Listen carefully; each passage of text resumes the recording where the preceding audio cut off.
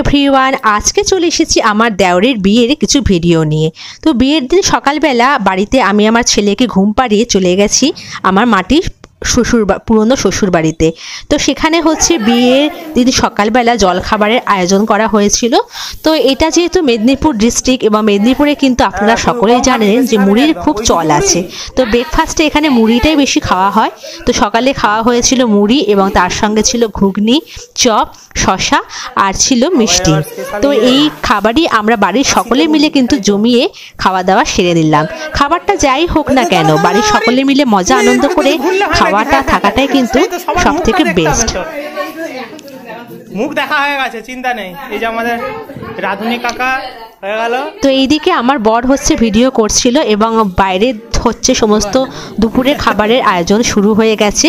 তো বাড়ির লোকেরা মিলেই এখানে সবাই একসাথে রান্না বান্নার আয়োজন করা শুরু হয়ে গেছিল। তো একদিকে রান্না হচ্ছে আর অন্যদিকে হচ্ছে সমস্ত সবজি কাটা হচ্ছে।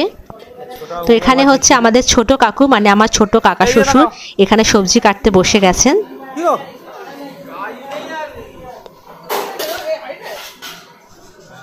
সকালে খাওয়া দাওয়া সেরে আমরা বাইরে চলে গেলাম গায়ে হলুদ পর্বটাকে সারতে।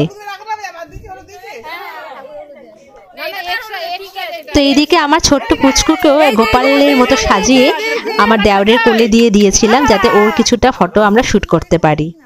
এবং ও একদমই শান্ত ছিল। এরপর আমি এখানে গায়ে হলুদ দিচ্ছি এবং সেই সঙ্গে বাড়ির সকলে এখানে গায়ে হলুদের ফটোশ্যুটও করছিল।